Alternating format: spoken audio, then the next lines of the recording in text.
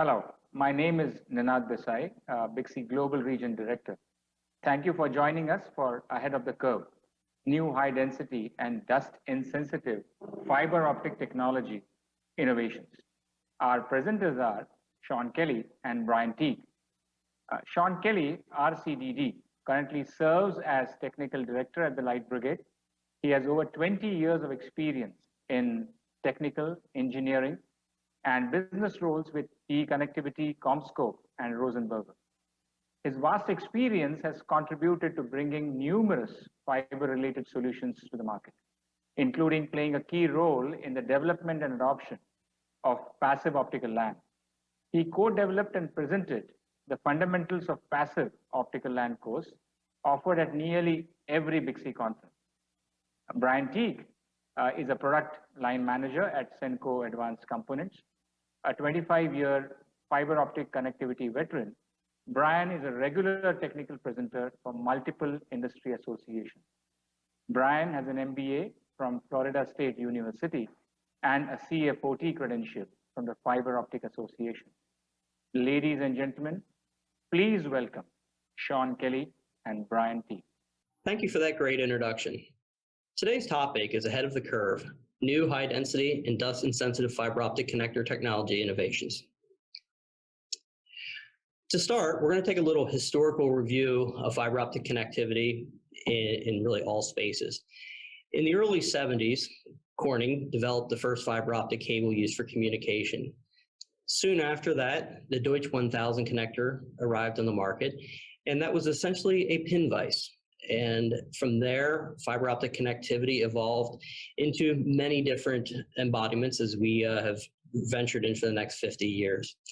Throughout the early to mid and late 80s, the most popular connectors were what was called the Optimate by a company called AMP. And that got us our first simplex, our first duplex, the first inline splices, and led to FSMA type connectors that we knew early on.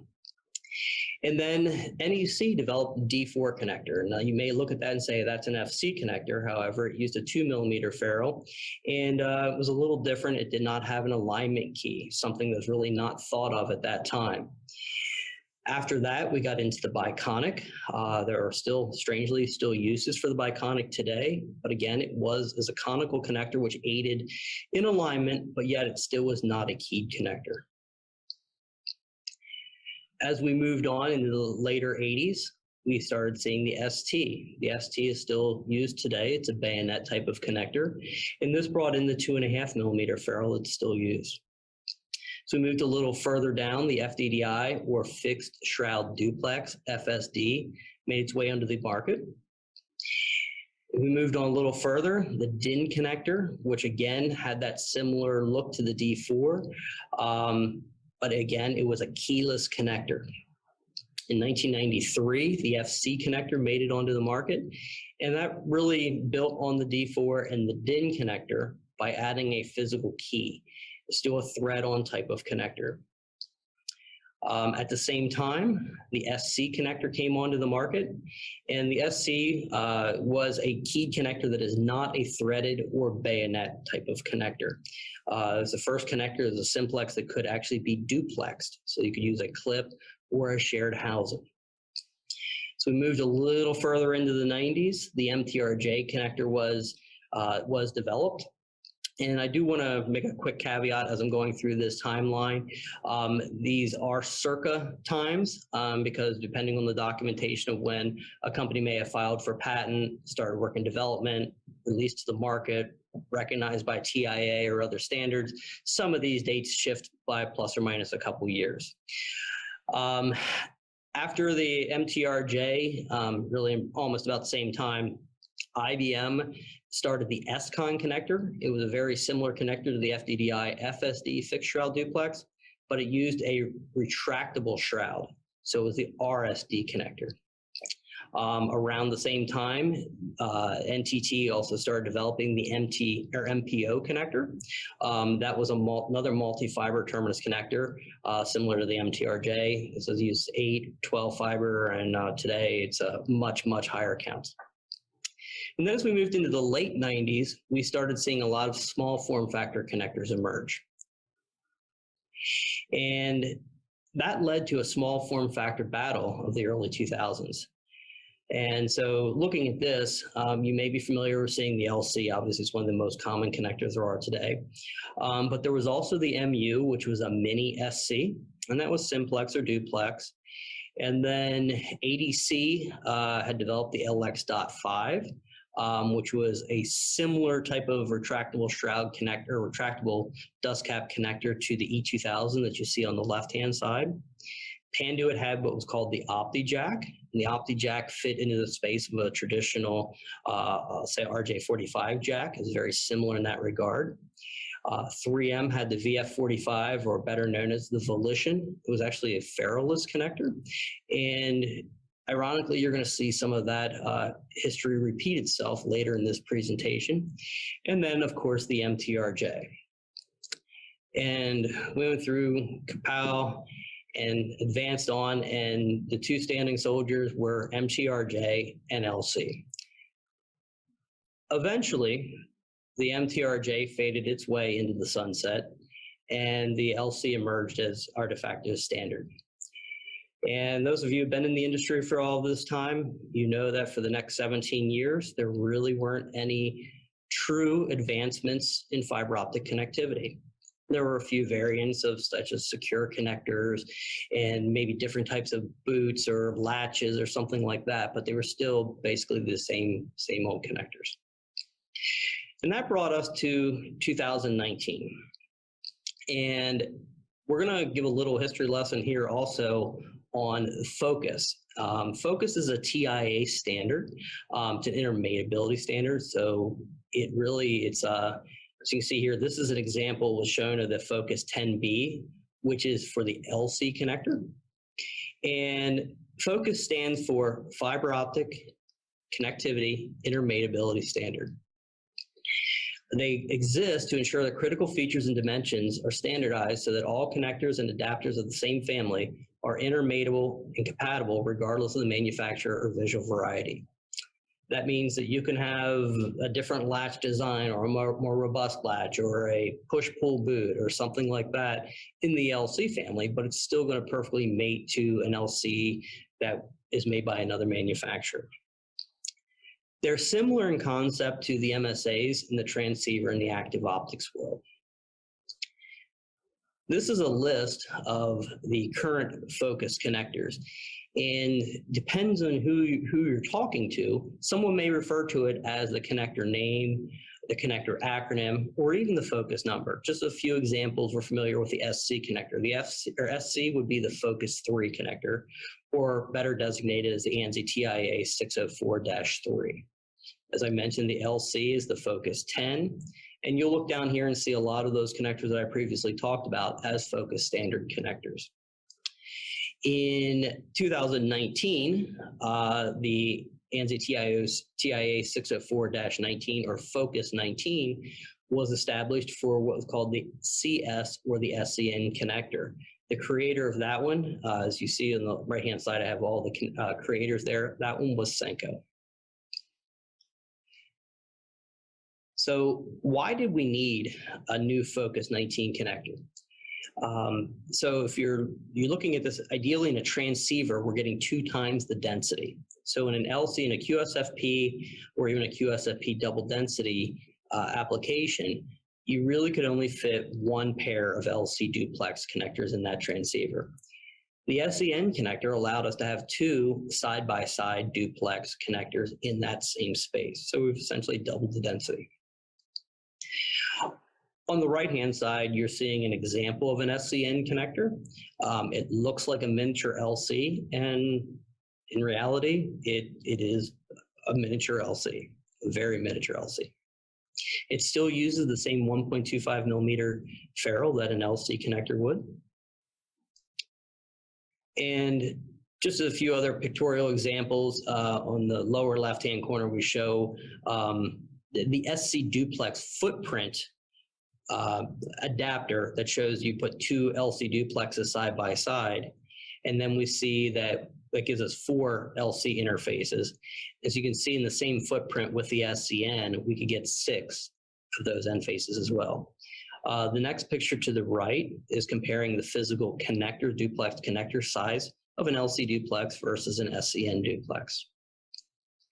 Finally, looking into the transceiver, there is actually an image courtesy of Arista showing an inside of the transceiver, which I have illustrated above, but you really get to see how tight that fits. If you're familiar with the QSFP, you'll see it's a very, very small footprint. So just doing a few other dimensional comparisons here. Again, looking at the SCN, the spacing is roughly 50%. It's not quite exactly half the size of an LC duplex, but you've really cut down the spacing. Again, looking at this in the QSFP footprint, what would happen if we tried to put two LC duplexes in that space? You see there's an overhang where that last ferrule wouldn't quite make it. And as we're doing normally a transmit and receive per connector pair, you would see that we're missing either a transmit or a receive on that last pair. These are all adopted by the by OSFP, QSFP, DD, and COBO. So they are industry recognized. As you can see, I'm going to do a comparison here on doing an 8-channel 4 transmit, 4 receive.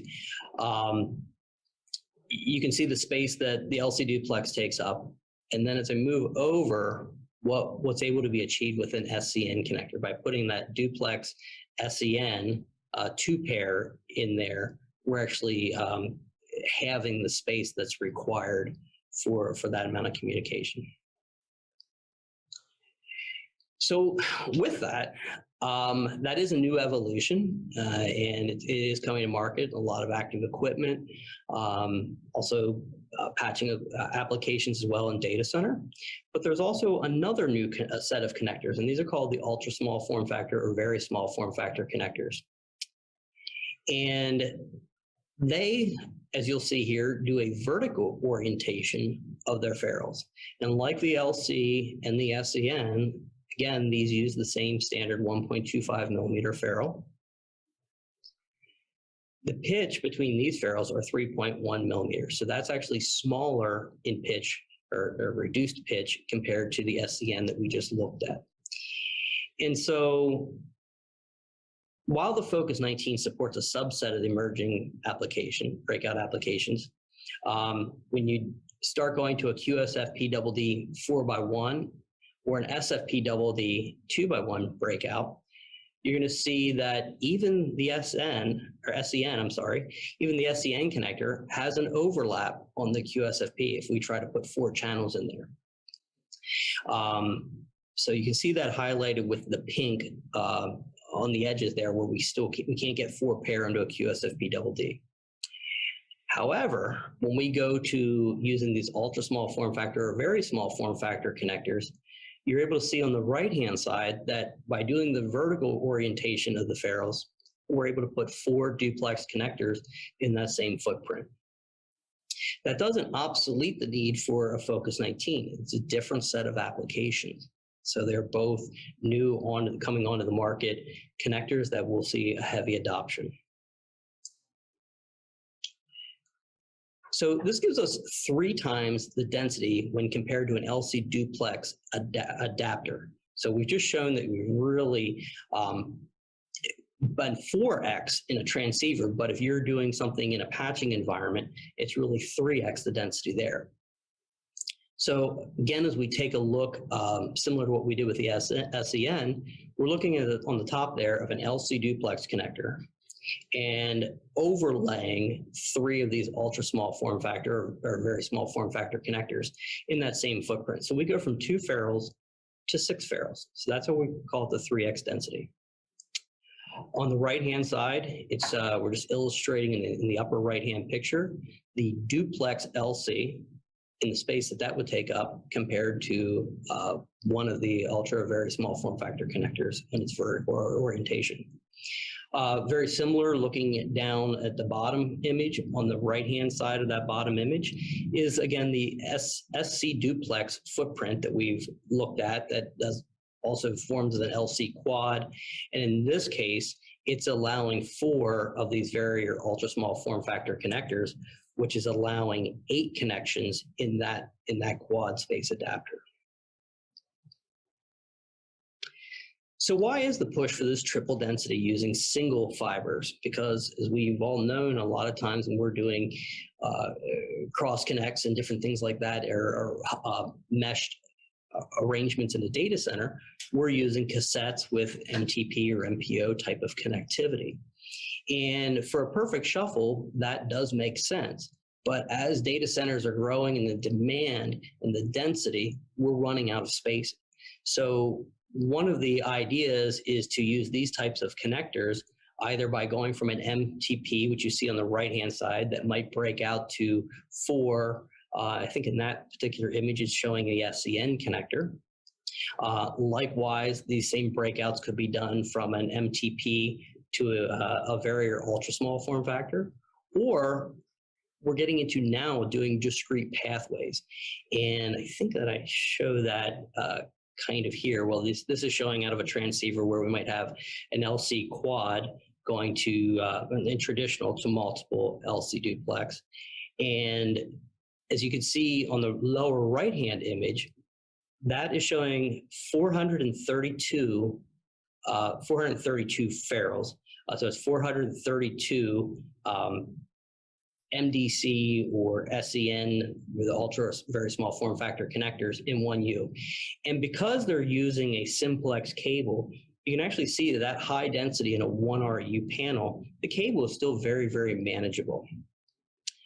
I'm going to show something, actually, in a minute, I'm going to show how it's still very easy to get those connectors in and out.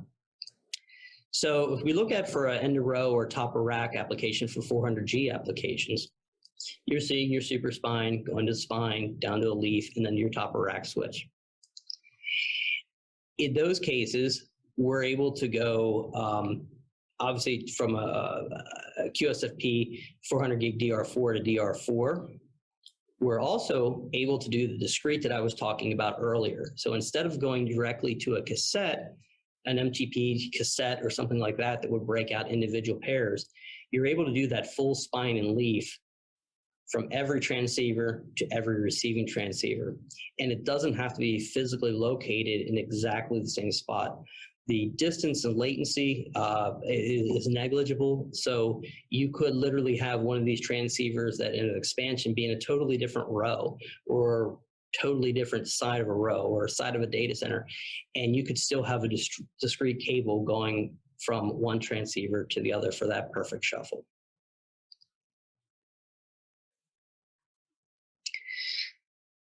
As again, we're looking at the transceiver density. This is a illustrated image of the 2 different, on the market, the 2 different versions of ultra small form factor and very small form factor connectors.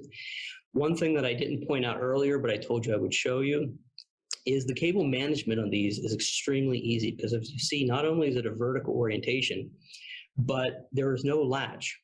Everything here is a push-pull boot. So you insert the connector by pushing on the boot, and to release the connector, you pull on the boot, which retracts an internal latch to release it. We're actually starting to see some of this come onto the market where that type of technology, the push-pull boot, is being applied to MTP or MPO connectors as well as the legacy LC type of connector. And again, it's a good look at the 2 plugs of the 2 emerging ultra small and very small form factor connectors. The left-hand side is named the MDC. The right-hand side is named the SN. And just like with the SCN connector, it's been adopted by the QSFP-DD, the SFP-DD, and the OSFP industry organizations. These types of connectors are also very scalable to future requirements. As you can see in the upper left-hand corner, these types of connectors are also in the future, or actually currently, being able to be adopted to a 16-fiber MT ferrule. So it's allowing you to really increase the density of multi-fiber connectors. Just a comparison between a standard MPO and one of these very small form factor 16-fiber connectors, you can see that really you've cut down significantly cut down the space that requires. As a comparison, right now on a 1RU panel, using a 32 fiber MPO, we can get 80 MPO ports or 2,560 fibers in that panel. By using these ultra small factor, very small form factor MT ferrules, you're able to get 216 of those connectors or 3,456 fibers in one rack unit. Finally, these connectors are also, obviously not in multi-fiber, but in the discrete fiber, they're also finding their ways into hybrid connectors or ganged. So in this situation here, we're seeing 8 ferrules in one ganged outside plant type of hardened connector, maybe used for a wireless application or perhaps even some ways of fiber to the home. So the second part of the first half of this presentation, we're going to look at dust insensitive connectivity. So we've looked at the importance of making something denser in our network, which is a very, very important. But the other part, and something we've chased for years, has been dust, dirt that's going to impact our performance. So we're going to take a look at why dust and other contaminants impact performance and the challenges with especially array connectivity. That would be your multi-fiber. So currently, and this has been around for years, the #1 cause of fiber optic network failures is contaminated end faces. It accounts for about 80% of network problems. So when we look at a few connector examples here, on the top, we're looking at a multi-mode connector. It's an LC, and you can see the dust and dirt and debris that will be on that end face. The next one, we're going to give a fair share to the SC-APC. And that would be a single mode, obviously, and just see the dust and how that might impact us. We're going to take a little later look when Brian presents on the details of what happens to that dirt, how it migrates, how it impacts. And then finally, the lower image there takes a look inside of an SFP plus transceiver. It's something we don't really think about, is what is the dust and dirt that's inside of our transceiver, and how does that impact our overall network performance. And we just want to remind you that just because there are green lights flashing on the transceiver does not mean that you're getting your full data rate. That is often a misnomer. It says, oh, we've got connectivity, we've got lights, everything is good. That is not always the case. So on the right-hand side, this is showing a few different MTP or MPO type of examples. And, you know, whether it's a 12 fiber, 16 fiber, 24 fiber, or we don't show a 32 fiber here. As you can imagine, cleaning one of these is pushing dirt. You may push dirt from one fiber to the next fiber to the next fiber, or maybe the next row. And so with array connectivity, keeping it clean has been a very difficult task. So we're going to look at a few here with the physical contact connectors. This is just showing 2 standard ferrules on a single mode, and you see a little bit of particulate there. And that little bit of particulate is going to block about 50% of the light in that particular illustration. So one of the very first ways to get around this, and this technology has been around for 20 plus years, is using ball lens expanded beam. And depending on the type of lens, the type of coating, the spacing, different things like that, you may take the standard signal or the light path, and through that ball lens, expand it up to 400, maybe even 800 times its original diameter. And then the second ball lens will recollimate it back in. And I'm going to illustrate that. I think that I just passed that. Yes, we're illustrating that right there. As you see, the light expands, jumps across the gap, and is gathered again by the ball lens. And so that was a way that if you see a little piece of particulate on there, it's not blocking 50% of the path. It might be blocking 5 or 10%. And that does not impact the signal nearly as much. However, when getting to array connectors, that became a little bit more difficult because you couldn't put a series of balls, of glass balls with special coatings, over every single one of those fibers. So what it was created was called the coplanar expanded beam. And it's sort of a lens over top of an MT ferrule that has molded ball lenses into that cover or the ferrule housing. And that allowed a very similar type of expanded beam application for 12, 24, 16, 32 fiber applications. But it still wasn't foolproof. So other advancements led to air gap technology. And so air gap technology puts a physical space. So there's a calculation on the acceptance angles of the fiber and how big of a gap the signal can jump without jumping to another fiber or something like that. And the air gap technology definitely aids in dust insensitivity. It also prevents debris from embedding. So in a lot of our physical contact type of connectors, if you have a piece of dust or something in between and you mate them, the compression forces of those connectors can allow that debris to embed itself into the glass and leave a permanent artifact. Air gap technology eliminates that. This is showing a real-world image of a male and a female MPO connector using air gap technology. As you can see, there's sort of that lens and spacing on each of the connectors. The next one is called non-contact total internal reflection mirror collimation array. That's an absolute mouthful, but if you want to tell your friends and family what you learned about today, regurgitate that. So the idea behind this is it's sort of blending all of the different technologies that have been created before and try to bring them into one. And so on the left-hand side here, you're going to see an illustration that the fiber is coming in and it is reflecting the light. It's expanding that light a little bit, sort of like the expanded beam. Then it's going down and it's jumping an air gap with an AR coating to reflect off of another ferrule and or another angle and recollimate into that fiber. These are, instead of having end-to-end perfectly aligned fibers like we've had in traditional technology, as you can see there, the fibers themselves are not on exactly the same plane. They rely on these type of chiclets that are shown in the upper right-hand corner. That becomes the ferrule, the lens, the realignment, and they nest within each other. And so the bottom image there is actually a truly molded lens. The top is just an illustration showing you how the fibers go in there. And then in the middle here, these are figures that were actually from the patent from this technology, showing how the fibers come together, or these ferrules come together, nest themselves, and that angle or that bend is intentional. That's what keeps the positive force and keep the alignment of these two chiclets together.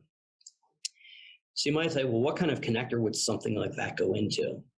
And actually, I'll show that on the next slide. I got ahead of myself there. But the performance of such a thing that's where the real shining part of these types of total internal reflection column, mirror collimation array connectors is through multiple matings. So if you're looking even here at 100 matings, it's still less than 1/10 of a dB variation from mating to mating. And as you can see on the bottom, at 1310, the return loss values are very, very steady, greater than 60 to 70 dB over 100 matings. And if anybody's ever taken a look at this on traditional ceramic ferrule technology or even traditional MT technology, you'll know that you won't get that tight of a distribution. So again, this is not saying it's the end all be all. It's an advancement of technology, and so it's evolving for our next few generations. This is showing one example of a 12-fiber non-contact total internal reflection mirror collimation array. This happens to be a 3M. These images are courtesy of 3M. It's a connector, and its performance, dust insensitivity, and scalability are the goals of this type of connectivity. And this one is showing one of those chiclets in that connector. However, as advancements, we will be able to stack the industry will be able to stack multiple of those chiclets in the same connector housing to increase density. Finally, the last one of these is called the lotus effect. And I'm sure many of you have seen over the years a picture of a lotus leaf and how a lotus leaf is hydrophobic. It allows any moisture or rain or anything to totally beat up and almost have a waterproof type of coating. And this type of phenomenon has been tried to be replicated on fiber optic connectors. And so it becomes a self-cleaning plasma coating. So we're going to take a look at this. And it gives you the anti-static and hydrophobic properties that we all look for on connectors. So the image on the right is showing sort of little tentacles or little fingers that are etched onto the ferrule. And if you were really to zoom in on a lotus leaf, you'll see that it also has those type of hairs that suspend the moisture, but also have the hydrophobic coating. And so what happens is you take a standard ferrule and you put that fine etching on there. Now it's looking at an atomic microscope, fine etching on there, and then the hydrophobic coating is put on. And so it's this little chamber, puts the plasma discharge with some different gases, and it makes I will call it semi-permanent coating that's on the connector. And what it does is it will take from a traditional connector without the hydrophobic, you'll see that it has a high surface tension. And so the water bead is spread out and doesn't run off. It's sort of like on your car when it's waxed or not waxed. If you have good wax coating on there, it's going to bead up. And the image on the right is showing with these types of coating, what happens to any sort of moisture that gets in there. That could be humidity or cleaning solvent or something else. And the bottom shows what happens this happens to be a single fiber, but what happens with like fingerprints. We chase fingerprints around a lot on fiber optic connectors. And so you see on the left a perfectly clean connector that's coated. In the middle, we put a fingerprint on. And then after cleaning with just plain water and drying with compressed air, it's back to a perfectly clean connector. So there's, in this case, maybe not the need to do a contact type of cleaning, but it's again, an advancement in technology that we're seeing. The current focus on this type of technology is going to be the MT style connector. So it'd be like an MPO or an MTP, those type of things, because that's where it's really needed, is to keep that dust off. All right. Hey, thanks, Sean. That was some really exciting technology. We're learning about the lenses, the different coatings, as well as even reducing the density. But what most of us, I think, are going to still experience today are still the traditional physical contact connectors. So we're going to kind of cover a few things about how you can get the optimal performance from these. So going back to the same chart that Sean had showed you earlier in the presentation, a study that was done by NTT probably about 10, 11 years ago was looking at what caused network failures. The number one failure was contamination. So what can you do about it? Well, we have a little chart here I want to share with you. And basically what this comes down to is you want to look at the interface, you want to inspect it. And when you're inspecting it, you're looking not only for contamination, but you're also looking to see if there's any surface defects that could have a negative impact on the optical performance of your mated pair. And this particular chart is kind of a summary of what's in several of the standards that are out there. So the two main standards when it comes to surface quality for your connector interface is the IEC 613.003.35 and the ANSI TIA 455.240. And what these two standards do is they're looking at surface defects, right? So we can have removable surface defects, which is contamination, or we may have permanent surface defects, could be like scratches, embedded dust, or so forth. One of the things I want to try to make sure that we all understand, because there's a lot of different discussions I see out on the internet about zones. So I want to share this image with you taken from an interferometer, where we can actually see the radius of curvature. So this would be a piece of test gear that the cable assembly guys will be using when they're building your patch cords or trunk cables. But it shows the radius of curvature. And the reason that's important is these standards start referencing zones. And so I'll go back and make reference to that as we start to look at it. So when we think about the zones, we really need to think about it in two different ways. We have single fiber and then we have MT. So let's take a look at the single fiber first, because this is the most common. And we have different zones for single mode and multi-mode. Now, there's certain things that are common. If you look, the total contact area is the same, right? So that, and also the area between the fiber and the contact zone is going to be consistent as well, because the fiber, whether it's multi-mode or single mode, is still 125 micron diameter. Where you start seeing some changes in the zones is between the fiber core and the cladding region, and it's just because we have a different core size. So the standards make a particular reference based on the fiber type.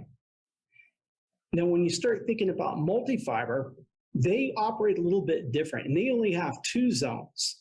And the reason the standards only have 2 zones is because the fibers actually protrude up from the surface of the ferrule. So you don't have 4 zones, because in a single fiber, everything is polished. It's, we saw that radius of curvature. You still have curvature, but now we're looking at curvature of the actual fibers that protrude up a few microns. So that's why you have 2 zones for MTs, and you have 4 zones for single fiber.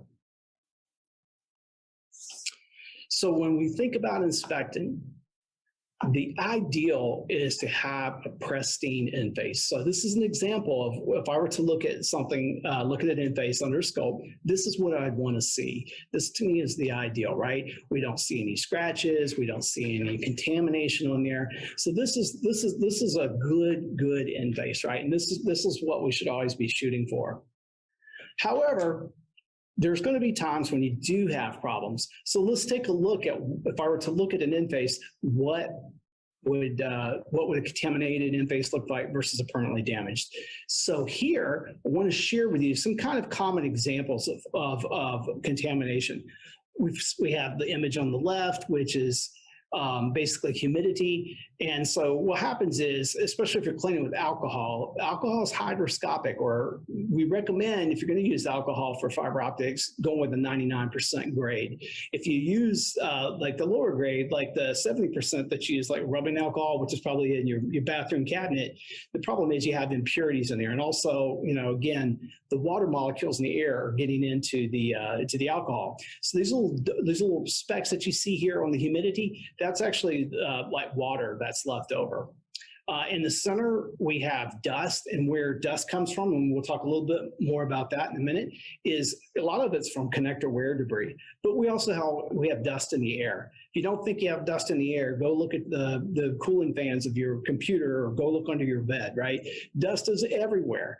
And just unfortunately, sometimes it gets in there onto the connector interface. And then we also have what is very common is the fingerprint.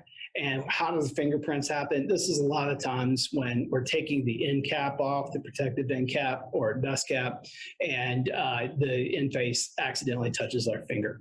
So those are some examples, or common examples, of what you would expect to see with contamination. Now let's look at what the surface quality is when we actually have damage. Now the image on the left is embedded dust. And the way that you can get embedded dust is if you go through and retroactively try to go in and fix the connector. So when you make the 2 connectors together, the compression force is very strong. And so what it's doing is it's pushing anything into the, pushing those dust particles into the glass and to the ferrule material. And once that happens, you've ruined that interface. You cannot clean that stuff off. It's permanently embedded in there. You also can have things where you have scratches. So for example, if you're constantly taking patch cords off, and if you're doing testing, you want to make sure you take care of those, because if they start coming into contact with different surfaces, like if it bumps the rack, or even sometimes too, get dust, it'll slide across, you'll get scratches. Again, once you have scratches, there's nothing you can do. You've ruined that interface. You're going to have to replace it. And then there's other times too, and this is where you want to try to make sure when you're dealing with a supplier, make sure you're getting yourself a good quality product. Sometimes that cheapest product, it can actually cause you a lot of problems. So this is an example of a poor polish, right? And what you want to do is make sure that the interface is correctly polished. So in this case, they didn't do a very good job with the epoxy. So how does dust, or how does contamination impact the connectors? Let's take a measurement here. So we looked at this connector pair that's dirty. And if you look at the insertion loss, it is, I think, about 0.9 dB. And look at the reflectance. Now, if we compare that to the same connector pair that we've cleaned, look at the difference. Notice how much better we are for reflectance and insertion loss, right? So again, this is why making sure you have the connectors clean is so important. It's going to make sure that you stay within the power budget for your optical link. So let's take a look at why retroactively dealing with your connectors is a problem. This is a very common issue that as we're working with different installers that I hear all the time, I'll go in and they'll say, the reason I ever go in and actually inspect or try to clean things is if we have a problem. And this is an example of what's happening here. So I took two connectors. The one inside the adapters is clean, and the other one I touched to my finger, so it's got a little bit of fingerprint. We mated them together, and look what happened. See the coffee ring stain on both of them? The oil and the dead skin cells that were on the connector that had touched my finger transferred over to the connector inside the adapter. So now I've got a problem. Now, again, if this was dust, it would be embedded into both, so it could be a problem. And here's another thing that happens too with dust. And this was a study that was done several years ago for one of the standards groups, where they took a connector and they mated it and unplugged it and mated it again and unplugged it. And they were looking to see what's happening. So if you think about the dust, when you look at it at a scope, you just sort of see the tiny particles. But really, if you think about it, they actually have like a z-axis to it as well. So what's happening is every time I mate these things together, the dust is breaking apart and it's starting to spread. And so what's happening is the more times I made it, some of this dust could be becoming embedded into the ferrule and into the fiber, but also it's starting to break apart and spread and causing a lot of problems. So this is why making sure you clean is so important. So a quick quiz for you. If we asked you what is the basically the contact force between two mated ferrules, the answer is, in this case, 18,000 PSI. So if you think about it, in that little 200 micron zone where they're coming together, it is very, very strong. And that's why this stuff is getting embedded into the ferrule interface. So again, just go back to a chart we looked at just a few minutes ago. You always want to inspect before you connect. And this is why you want to be proactive on it. So you might kind of go, hey, where does the dust come from? And we have many sources of dust, and they come from many, many different areas. You can have larger particles of dust. In this case, you may have things like lint. This could be, if you think about it, there's stuff coming off of our clothes. Could be pet and animal dander. The other thing that we can have is dust particles. In this case, we could go through and say, look, hey, we've got pollen or mold spores that are getting onto the interface, and these are causing problems.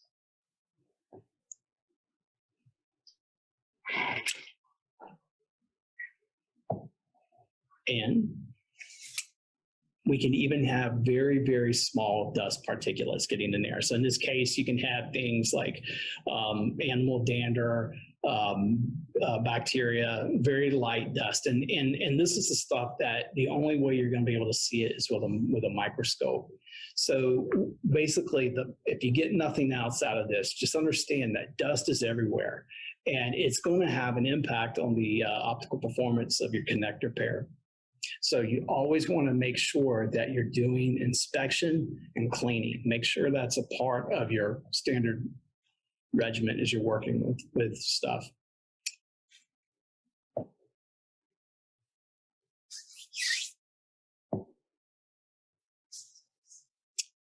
So going back to our chart again, what's the best thing you can do? You want to make sure you're inspecting. And when you're inspecting, the inspection process is more than just looking for contamination. You're making sure that you have a good surface interface, right? No scratches, no pits, no embedded dust. And one of the best ways to do that is using a automated inspection scope that has the software. If you recall from some of the slides a few minutes ago, we talked about the different zones. Well, they also have what would pass or fail. So sometimes you can have a scratch or you can have some kind of a surface defect. Depending on the placement of that and the size of it, in some cases it may be okay. It's not going to have a huge impact on the optical performance. But again, the ideal is to always shoot for pristine. The best thing that you can do is have an automated inspection scope that is set to measure the surface quality to one of these standards. When you do this, what you're doing is you're eliminating human subjectivity. So if I were to look at an image using an analog scope or a stereoscope and somebody else were to look at it, we're both having to try to make a judgment call. Even if we have the template like they used to use a long time ago, it's still kind of tricky. The good thing about using an automated inspection scope with the software in there, you're doing several things. You're eliminating the human subjectivity. You're making sure that you have a very accurate and precise measurement and also a very repeatable measurement. And the other thing too, if you're doing a network installation project, this is a great way for you to document the quality of your work. When you do something and do a project and install and you use this, you'll have the report that you can hand to your customer to document and say, hey, look, when we left, this is the way the interface looked. And there's a number of different products that are available out there.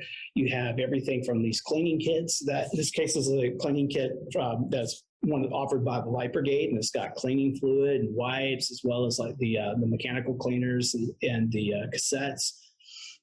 And the good thing is, there's a lot of different options that are out there. So as we start to think about this, I'm going to give you another quiz.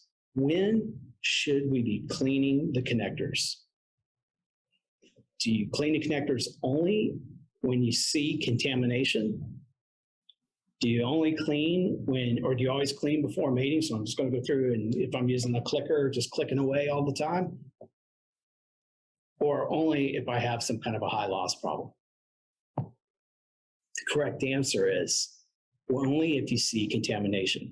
The reason I bring this up is work with different installers who are attention's very good. They want to take, especially these clip cleaners, and they want to click and clean everything all the time. And what's happening is you may be cleaning things that are already clean. So if you think about if you're doing a large installation, and you're going through and every time you run this clickers, it's to say it's 10 cents every time you engage it, and you click something 2 or 3 times over thousands of in phases, it's going to start to add up. If you realized if you'd scoped that, let's say less than 10% of the in phases were actually dirty that needed to be cleaned, you wasted a lot of money just clicking and cleaning without inspection. So the good thing about inspection is it's going to help you actually better manage your cost. And that's something that we all could benefit from. We all need to find ways to help better manage our costs while improving the quality of it. The other thing too is if you just want to go out and just start clicking things and skip the inspection process, you're going to miss things that like scratches and the embedded dust. And we know that these are problems that are going to cause issues that drive up the insertion loss and interfere with the reflectance. So what you want to do is make sure you always inspect. Then if it's dirty, clean it. So that concludes our presentation. And I want to thank you for watching and attending. On behalf of Sean Kelly and myself, we want to say thank you for watching.